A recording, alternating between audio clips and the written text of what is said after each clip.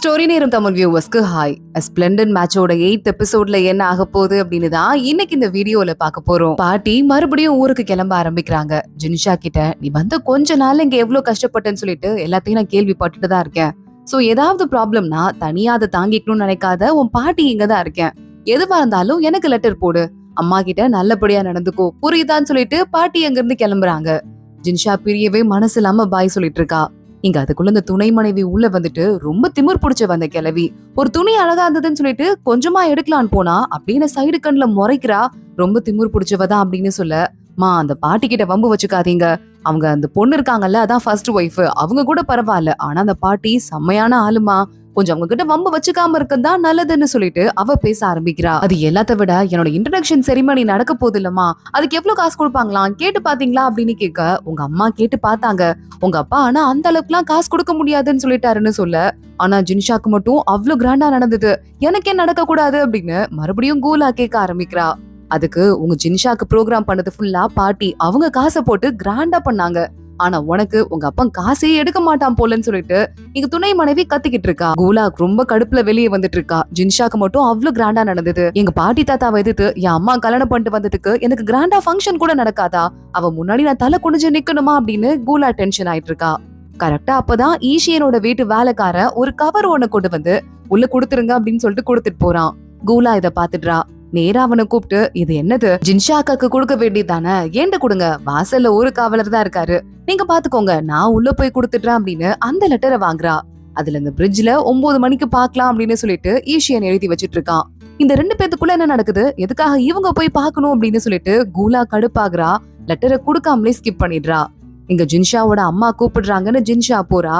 உன் தம்பி ஊர்ல இருந்து வர போறான், அவனுக்கும் ஏதாவது கிஃப்ட் கொடுக்கணும்ல, இந்த ஹேண்டில் போடுறதுக்கு குளிருக்கு போடுறதுக்கான மிட்டன்ஸ நானாவே கையில ரெடி பண்ணேன், இத கிஃப்டா கொடுத்தா ரொம்ப சந்தோஷப்படுவான்னு சொல்ல, நானும் அவனும் சின்ன வயசுல இருந்து ஒன்னாவே வளர்ந்தது இல்ல, அவனை பார்த்தது கூட கிடையாது, சோ அதனால கிஃப்ட் கொடுக்கறதெல்லாம் தேவையில்லாத வேலை அப்படிங்கிற மாதிரி ஜின்ஷா சொல்லிட்டு இருக்கா. ஒன்னா வளராட்டியும் உன்னோட தம்பி அவன், ஏதாவது நீ கொடுத்தனா கண்டிப்பா சந்தோஷப்படுவான் அப்படின்னு அவங்க அம்மா சொல்லிட்டு இருக்காங்க. சரி, அப்பாக்கு கொடுக்கறதெல்லாம் ஏன் தலையில கட்டாதீங்க, நீங்க கொடுத்துக்கங்க, அந்த பையனுக்கு கொடுக்கறத நான் வேணா கொடுக்கறேன் அப்படின்னு ராணா அவன் பேரு, ரான்க்கு நான் கொடுத்துடுறேன் அப்படின்னு அவன் சொல்லிட்டு இருக்கா. இங்க வீட்டுல ஜாலியா ஈஷியன் விளையாடிட்டு இருக்கான். அப்ப வேலைக்கார பையன் ஞாபகப்படுத்துறான், இன்னைக்கு நீங்க ஜின்ஷாவை பாக்குறதுக்கு போகணுமே, கிளம்பலையா அப்படின்னு. என்ன அவசரம், நல்லா வெயிட் பண்ணிட்டோன்னு சொல்லிட்டு, அப்பா வேண்டான்ட்டு, சரி நீ ஏதோ ரொம்ப ஃபோர்ஸ் பண்ற, வெயிட் பண்ண வேணாம், நம்மளே முன்னாடி போலாம் அப்படின்னு அங்கிருந்து கிளம்பிடுறான். போய் 1 மணி நேரம் ஹோட்டல்ல வெயிட் பண்ணிருக்கான். ஜின்ஷா வரவே இல்ல, அவளுக்கு தான் விஷயமே தெரியாதே, போய் என்னன்னு பாத்துட்டு வா அப்படின்னு சொல்லி அனுப்ப வேலைக்கார பையன் போறான். கூலா அங்க நிக்கிறா. நல்லா மாட்டினாங்க, இவங்க 2 பேருக்குள்ள கனெக்ஷன் கட் ஆக போகுதுன்னு சொல்லிட்டு பல்ல காட்டிட்டு இருக்கா. ஜின்ஷா மறுபடியும் அந்த புக்கை திரும்பி குடுக்கற சாக்குல காலேஜ்க்கு போயிருக்கா. உள்ள இருந்து ஆள் வராங்க. நான் வந்துட்டு சிங்க இருக்கார்ல அவரை பாக்கணும்னு சொல்ல ஆளுங்க கூட்டு போறாங்க. டைம் ஆகிட்டே இருக்கு, இன்னும் ஜின்ஷா வரவே இல்லைன்னு சொல்லிட்டு கடுப்பாயிட்டு இருக்கும் போது வேலைக்கார பையன் வந்து அவங்க அகாடமிக்கு மறுபடியும் போயிருக்காங்களான்னு சொல்ல, மறுபடியும் அகாடமியா, எவ்வளவு தைரியம் அவளுக்கு, நான் விட மாட்டேன் அப்படின்னு கடுப்பாயிட்டு இருக்கான். இங்க இன்னொரு பக்கம் சிங்க கிட்ட, ஜின்ஷா வந்திருக்காங்க, உங்களை பாக்கணும்னு சொன்னாங்கன்னு சொல்ல, பின்னாடிதான் நம்ம கூரங்க உட்காந்துருக்கான். என்ன பாக்கணும்னு சொல்லையா, சிங்க மட்டும் தான் பாக்கணும்னு சொன்னாங்களா அப்படின்னு கேட்க, செங்க திரும்புறான். நான் ஒரு புக்கு கடனா கொடுத்திருந்தேன், அந்த புக்கை திரும்பி கொடுக்கறதுக்காக திரும்ப வந்திருப்பாங்க போல, பேசாம நீயே போய் இந்த புக்கை வாங்கிட்டு வந்துடுறேன், என்ன கூட ப்ரொஃபசர் கேட்டாருன்னு டீசென்ட்டா வெளியே வரதுக்கு சிங்கு ட்ரை பண்றான். இல்ல எனக்கும் கொஞ்சம் வேலை இருக்கு, பேசாம வேற யாரையாவது அனுப்பி வாங்கிக்கலாமே அப்படின்னு கூரங் சொல்லிடுறான். சரி ஓகே அப்படின்னு நம்ம சிங்கும் வேற யாரையோ ஒரு பையனை, பக்கத்துல இருக்க பையனை கூப்பிட்டு இருக்கான். இங்க வெயிட் பண்ணிட்டே இருக்கா ஜின்ஷா. பார்த்தா அந்த பையன் தான் வருவான்னு சொல்லிட்டு வெக்கப்பட்டே நிக்கிறா. வரது ஷாங்கன்னு சொல்லிட்டு வேற ஏதோ ஒரு பையன். புக்க கொடுக்கறதுக்கு வந்தீங்களாமே, வாங்கிட்டு வர சொல்லி என்ன அனுப்புனாங்க சிங்கதான் அப்படின்னு சொல்ல, ஏன் அவரே வரமாட்டாராமா, ஏன் என்ன ஆச்சா அப்படின்னு கேட்டு இவளுக்கு லைட்டா ஒரு மாதிரி அவமானமா இருக்கு. புக்குக்குள்ள நிறைய நோட்ஸ் எல்லாம் எடுத்து எழுதி வச்சிட்டு இருக்கா. அதெல்லாம் அப்படியே வச்சிருந்திருக்கா. அதை எடுத்து அவ கைக்குள்ள வச்சுட்டு ஒரு மாதிரி அவமானப்பட்டுட்டே நம்ம ஜின்ஷாவும் புக்க திரும்பி கொடுத்துடுறா. கரெக்டா அவன் திரும்ப கொடுக்கும் போது இப்பன்னு பார்த்து ஈஷியன் அங்க வரான். பாத்துடுறான். ஓ இதான் நடக்குதா அப்படின்னு கேட்டுட்டு, இந்த மாதிரி ஆம்பளைங்களை தான் உனக்கு பிடிக்குமா, இதுக்குதான் ரகசியமா என்ன பார்க்க வராம இங்க நின்னுட்டு இருக்கியா அப்படின்னு கேட்க, அந்த வாங்க வந்த பையன் பயந்து போயிடுறான். இல்லங்க தப்பா எடுத்துக்காதீங்க, நான் வேற ஒருத்தருக்காக வாங்க வந்தேன் அப்படின்னு சொல்லிட்டு இருக்கான். ஜின்ஷா பாக்குறா, என்னதுக்கு நீ ஃபாலோ பண்ணிட்டு வர, உனக்கு யார் இந்த உரிமையை கொடுத்ததுன்னு கேட்க ஆரம்பிக்க, நான் மட்டும் உனக்கு ஹெல்ப் பண்ணாம இருந்திருந்தா லூ ஃபேமிலில எல்லாரும் கல்யாணம் ஆயிட்டு கஷ்டப்பட்டு இருந்திருப்ப, போனா போதுன்னு ஹெல்ப் பண்ணா இந்த மாதிரி மட்டமான பசங்க கூட சேர்ந்துட்டு அவங்கள பாக்குறதுக்காக என்ன அவாய்ட் பண்றியான்னு கேட்க ஆரம்பிக்க, எங்க மேடம் சொல்லுங்க, அவர்கிட்ட எக்ஸ்பிளைன் பண்ணுங்க, என் குடும்பம் எல்லாம் அவ்வளவுதான், மாட்டுச்சுன்னா காலின்னு சொல்லிட்டு அந்த பையன் கத்த ஆரம்பிக்கிறான். ஜின்ஷா பாக்குறா அந்த பையனுக்கும் எனக்கும் எந்த சம்மந்தமும் கிடையாது, நான் இங்க இருந்து கிளம்புறேன் அப்படின்னு கிளம்புறா. ஈஷியன் கைய புடிச்சிட்டு விட மாட்டேங்கிறான்.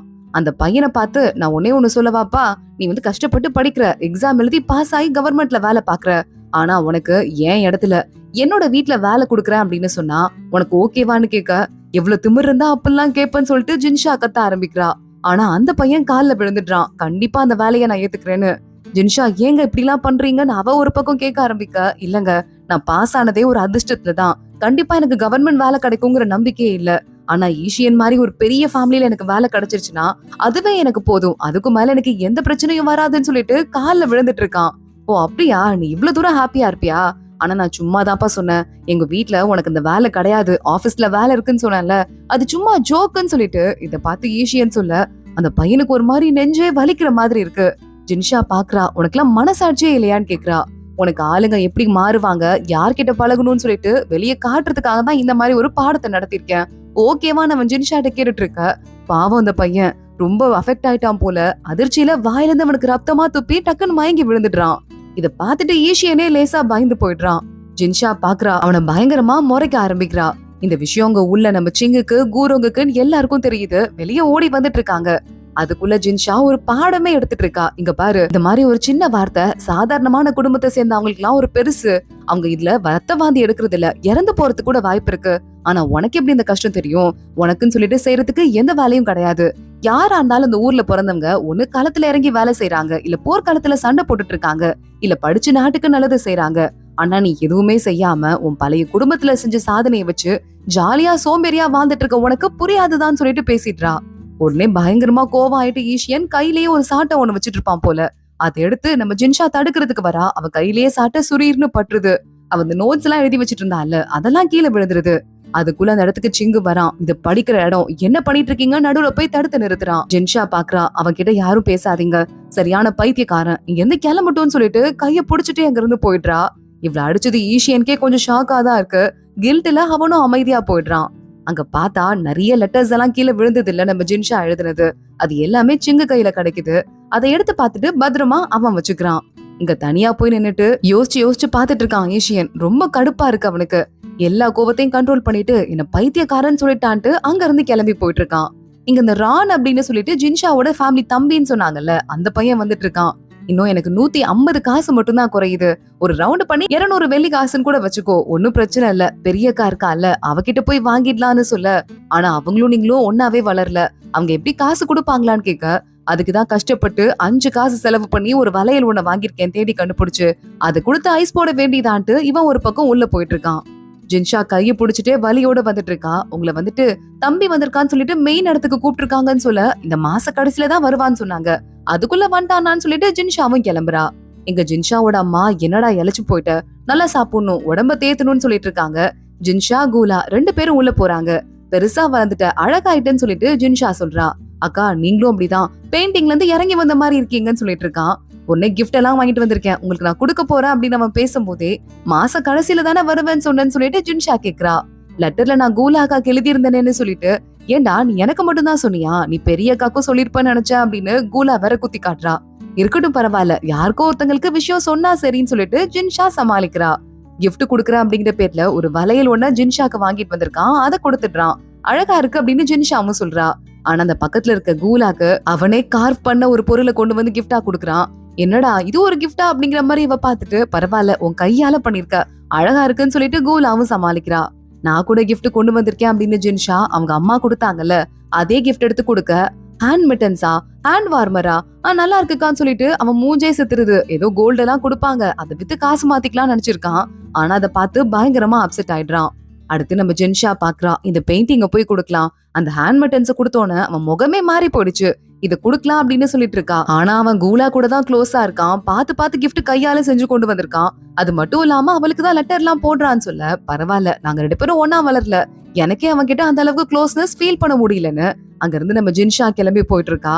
பார்த்தா அந்த இடத்துல இது ஒரு கிஃப்ட்னு இந்த பெரிய அக்கா கொடுத்திருக்கா பாரு, அவகிட்ட கொஞ்சம் காசு வாங்கலான் தான் நான் அவளுக்கு ஐஸ் வைக்கிறதுக்காக வலையெல்லாம் வாங்கிட்டு வந்தேன்னு சொல்ல, கூலா சிரிக்கிறா. ஏண்டா அப்படிலாம் பண்ணலாமா, அவளுக்கும் உனக்கும் க்ளோஸ் ரிலேஷன்ஷிப்பே இல்லையேன்னு சொல்லிட்டு. இதெல்லாம் ஒரு கிஃப்டா? இத பாரு, நான் ஒன்னே ஒண்ணு கேட்கவா? உன்கிட்ட காசு இருக்கா? கொஞ்சமாவது காசு கொடு அப்படின்னு கேட்க, என்கிட்டலாம் காசு இல்ல. என் குடுக்குற காசெல்லாம் எனக்கு பவுடருக்கும் என்னைக்குமே சரியா போகுது. அதுக்கே பத்தலன்னு சொல்லிட்டு கோலா சொல்லிட்டு இருக்கா. ஜின்ஷா மறுபடியும் வந்துடுறா. இந்த பையனுக்கு செலவுன்னு சொல்லிட்டு எதுவுமே இல்ல. எல்லாமே காலேஜ்ல பாத்துக்குவாங்க. வீட்ல அதுக்கு காசு கொடுத்துடுறாங்க. பெருசா செலவே இல்லாதவன் இவன் எதுக்கு அடுத்தவங்க கிட்ட காசு கேட்டுட்டு இருக்கான்? இதுக்கும் மேல இந்த பெயிண்டிங்கையும் கொடுக்க போறது இல்லன்னு கையில அதை எடுக்கிறா. கை வலிக்க ஆரம்பிக்குது. எதுக்காக கையில வெயிட்டா இருக்கிறதெல்லாம் எடுக்கிறீங்க? எடுக்காதீங்கன்னு சொல்ல, அன்னைக்கு நான் போட்டிருந்த ட்ரெஸ் எடுத்துட்டு வா அப்படின்னு ஜின்ஷா சொல்றா. அதே மாதிரி வேலைக்கார பொண்ணு எடுத்துட்டு வரா. அதுக்குள்ள இந்த நோட்ஸ் இருக்கான்னு தேடுறா ஜின்ஷா. ஆனா இல்ல, எங்கேயோ விழுந்துருச்சு போல. எல்லாம் அந்த லூசு பயலாலதான் சொல்லிட்டு பயங்கரமா ஈஷியான திட்டவும் வேற ஆரம்பிக்கிறா. பார்த்தா நம்ம சிங்குக்கு தானே அது கிடைச்சிருக்கு. அதை எடுத்து படிச்சிட்டு இருக்கான். ஒரு நோட்ஸும் கொஞ்சம் காமெடியா இருக்கு இவனுக்கு படிக்கிறதுக்கு. நம்ம எப்பவுமே மனசை நிம்மதியா வச்சுக்கணும். நம்ம பாராட்டிக்கணும். நம்ம எப்படி சாந்தப்படுத்தணுங்கிறத கத்துக்கணும். இல்லைன்னா நல்லா போய் எங்கேயாவது ஃபுல் சாப்பாடு சாப்பிடணும்னு சொல்லிட்டு எழுதி வச்சிருக்கா. எப்படி மனசை கூல் பண்றதுன்னு. அதை படிச்சுட்டு சிங்கு சிரிக்க ஆரம்பிக்கிறான். அடுத்தடுத்து எல்லா நோட்ஸையும் படிக்கிறான். இங்க பார்த்தா ஈஷியன் இருக்கிற சோகத்துல என்ன பார்த்து எவ்வளவு மட்டமா பேசிட்டா, பைத்தியக்காரன் சொல்லிட்டா, சோம்பேறின்னு சொல்லிட்டான்ட்டு குடிச்சிட்டே இருக்கான். போதும் நிறுத்துங்கன்னு அசிஸ்டன்ட் சொன்னா அதையும் காதுல வாங்கல. இங்க இருந்து வெளியே போ சொல்றாங்கன்னு வேலைக்கார பையன் சொல்ல, என்ன ஏமா வெளியே போ சொன்னதுன்னு சண்டை போடுற மாதிரி ஈஷியன் வந்து ஹோட்டல் ஓனர் கிட்ட சண்டை போட்டுட்டு இருக்கான். பார்த்தா பின்னாடி சென்னு வந்துட்டு இருக்கான். ஈஷியன் சென்னையும் பார்த்து முறைச்சிட்டு இருக்கான். அடிக்கிறதுக்கே போயிடுறான். ஆனா சென்னை அவன் கைய புடிச்சிட்டு என்ன நடக்குது இங்க அப்படின்னு கேட்க, ஈஷியன் லைட்டா சென்னை பார்த்து இருக்கிற போதையில ஜின்ஷான்னு நினைச்சுக்கிறான். என்ன பத்தி உனக்கு ரொம்ப நல்லா தெரியும் நினைச்சிட்டு இருக்கியா? ஜின்ஷா தேவையில்லாம பேசாதன்னு சொல்ல, சென்னுடனே அசிஸ்டன்ட் பையனை என்ன நடக்குதுங்கிற மாதிரி பாக்குறான். அந்த பையனும் அவமானப்பட்டு இருக்கான். நான் விட மாட்டேன். இங்க பாரு, நான் சொல்றத கொஞ்சம் புரிஞ்சுக்கோ. உனக்கு என்ன பத்தி எதுவும் தெரியாதுன்னு சொல்லும் போதே அங்க நம்ம சென்னை பாக்குறதுக்கு இந்த டீச்சர்லாம் இருப்பார்ல, அவங்க எல்லாம் வராங்க போல. அவங்கள பார்த்து சென்னு வணக்கம் வைக்கிறான். ஈஷியன் போதையில நிக்கிறத பார்த்து சென்னவனை வேகமா பிடிக்கிறான். அந்த டீச்சர் பாக்குறாரு. யார் அந்த பையன் கேட்க, சாங் இருக்கார்ல அவரோட பையன். பிறக்கும் போதே வீக்னஸா பிறந்ததால அவரோட பதவியை இவனால ஏத்துக்க முடியாது. அதனால அவன் எதுவுமே பெருசா செய்யாம சும்மாதான் சுத்திட்டு இருக்கான் போல. பட்டத்து இளவரசன் கூட ஸ்டடி பார்ட்னரா அவனை வச்சிருக்காங்கன்னு சொல்லிட்டு கொஞ்சம் சத்தமாவே பேசிட்டு இருக்காங்க. ஈஷியன் ஏற்கனவே செம்ம கடுப்புல இருக்கான். அதெல்லாம் அவனுக்கு ரொம்ப ஊசி குத்துற மாதிரி இருக்கு. வேகமா கையில ஒரு வாள் எடுத்து அட்டாக் பண்ற மாதிரி போயிட்டு இருக்கான். சென் அப்படியே அவனை புடிச்சு அந்த பக்கமா திருப்பி அனுப்பிடுறான். நீங்க வாங்க டீச்சர், இந்த பக்கமா போலாம் அப்படின்னு கூட்டு போறான். உள்ள இருக்கிறவங்க எல்லாம் இவன் ஏன் கிரவுன் பிரின்ஸ் பக்கத்துல இவ்வளவு க்ளோஸா இருக்கான்னு கேட்க, என்ன பொறுத்தவரை கூட நானும் அதான் சொல்லுவேன். க்ளோஸா இவன் இருக்க கூடாது அப்படிங்கிற மாதிரி சென்னும் அவனை காப்பாத்துற மாதிரியே, அவனை அவாய்ட் பண்ற மாதிரியே பேசிட்டு இருக்கான். இங்க கூலா கிட்ட வேலைக்கு ஆகலன்னு ஜின்ஷா கிட்ட நேரா வந்துடுறான் அந்த புது தம்பி. எனக்கு ஒரு 200 காசு நீங்க கொடுக்க முடியுமான்னு. இது நிறைய பெரிய அமௌண்டா இருக்கே, நான் வேணா ட்ரை பண்ணி பார்த்துட்டு கொஞ்ச நாள்ல உனக்கு கொடுக்குறேன்னு சொல்லிட்டு அவன் அங்க இருந்து கிளப்பி விட்டுறா. அப்ப வேலைக்கார பொண்ணு உள்ள வந்து, சிங்க இருக்கார்ல அவருக்கு வர 17ஆம் தேதி பர்த்டேவான். அந்த பர்த்டே அப்ப உங்களை பாக்குறதுக்கு அவர் ஆசைப்படுறாரான்னு சொல்ல, சரி பரவாயில்ல, அகாடமில அன்னைக்கு இருந்தாரு, ஆனா அன்னைக்கு என்ன பாக்கல, இப்ப மட்டும் என்ன ஏன் பாக்க கூப்பிடுறாருன்னு ஜின்ஷா கேக்குறா. அன்னைக்கு கோரோங்க இருந்தனால அவர் முன்னாடி உங்களை தனியா பாக்க வர வேணாம்னு நினைச்சிருப்பாரு. அதான் உண்மையா இருக்கும்னு சொல்லிட்டு வேலைக்கார பொண்ணு சொல்ல, நானும் அதான் நினைச்சேன். என்ன கிஃப்ட் வாங்கலாம் அப்படிங்கிற மாதிரி யோசிச்சுட்டு இருக்கா. வேலைக்கார பொண்ணு 17ஆம் தேதி அந்த பிரிட்ஜ் மேல இத்தனை மணிக்கு பாக்கலாம் அப்படின்னு சொல்லி அனுப்பிடுறா. இத கூலாவோட வேலைக்கார பொண்ணு காதுல வாங்கிடுறா. இங்க கூலாவோட தம்பி வேற ரொம்ப ஓவரா சீன் போட்டுட்டு இருக்கான் அந்த ரான். ஏன்டா ஓவரா பண்ணிட்டு இருக்க, உனக்கு என்னதான் பிரச்சனைன்னு சொல்லிட்டு கூலா கேட்டுட்டு இருக்கா. அப்ப கூலா கிட்ட வேலைக்கார பொண்ணு இதான் விஷயம்னு சொல்ல, உனக்கு பெரியக்கா பத்தி ஒரு முக்கியமான விஷயம் தெரியணுமா அப்படின்னு கூலா கேக்குறா. அவ எப்படி போனா எனக்கு என்ன அப்படின்னு ரான் சொல்லிட்டு இருக்கான். நமக்கு மாமாவா வரப்போறவரை பத்தி ஒரு விஷயம்டா, அது யார் தெரியுமா, செங்குன்னு சொல்ல இந்த பையன் மனசுல ஏதோ பிளான் பண்ணிட்டு இருக்கான். இங்க அந்த பிரிட்ஜ்ல வந்து உங்களை மீட் பண்ணாங்கன்னு சொன்னாங்கன்னு வேலைக்கார பையன் நேரா போயிட்டு சிங்கு கிட்ட சொல்லிட்டு இருக்கான். அந்த பிரிட்ஜை நான் கூட பாக்கணும்னு நினைச்சேன். சரி ஓகேன்னு இவனும் பல்ல காட்டிட்டு இருக்கான். உங்க பர்த்டே கிஃப்ட் வேற என்னன்னு அவங்க யோசிச்சுட்டு இருக்காங்கன்னு வேலைக்கார பையன் சொல்ல, சிங்கு பாக்குறான். அன்னைக்குதான் எனக்கு லீவுங்கிறதால அன்னைக்கு நான் வெளியே போலான்னு நினைச்சேன், என் பர்த்டேங்கிறதால இல்ல. எதுக்கடா அப்படிலாம் சொன்னேன்னு சொல்லிட்டு இவன் கடுப்பாயிட்டு இருக்கா. இதுல என்ன இருக்கு, அவங்களை எனக்கு ரொம்ப பிடிச்சிருக்கு, உங்க மேல அவங்களுக்கு ரொம்ப இன்ட்ரெஸ்ட் இருக்கு போல, அழகா இருக்காங்க, பணக்கார பொண்ணு, ஜென்ரஸா இருக்காங்க, இதுக்கு மேல என்ன வேணும்னு வேலைக்கார பையன் கேட்க, சிங்கு லைட்டா வெக்கப்பட்டு இருக்கான். சிங்கு அன்னைக்கு அவங்க பாட்டி, அதாவது நம்ம சென்னோட அம்மா கூப்பிட்டு இருக்காங்க. இங்க பாரு, உனக்காக வாங்ஷூ இருக்கால அந்த பொண்ணை என்கேஜ் பண்ணலான் இருக்கோம் அப்படின்னு சொல்லி பேசிட்டு இருக்காங்க. வாங்ஷூனா அன்னைக்கு கூட ஜின்ஷா கூட பார்ட்டியில க்ளோஸா பேசினால, அழகா இருக்கீங்கன்னு சொல்லிட்டு அந்த பொண்ணுதான்.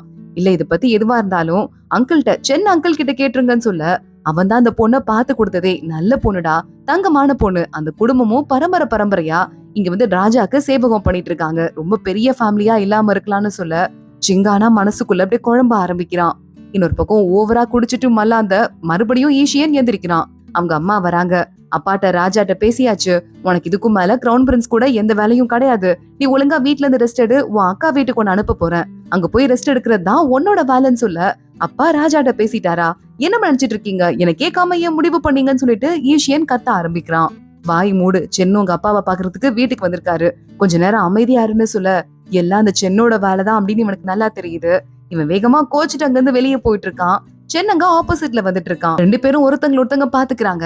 சென்னோட வேலைக்கார பையன் டக்குன்னு போய் காப்பாத்துற மாதிரி போக சென் தடுத்து நிறுத்திட்டு இருக்கான். அதோட தான் இன்னைக்கு எபிசோட் முடியுது. அடுத்து என்ன ஆக போகுது தொடர்ந்து பார்க்கலாம். இந்த வீடியோவை லைக் பண்ணிக்கோங்க. மறக்காம நம்ம சேனலுக்கு சப்ஸ்கிரைப் பண்ணிட்டு பெல் ஐக்கனையும் கிளிக் பண்ணிக்கோங்க.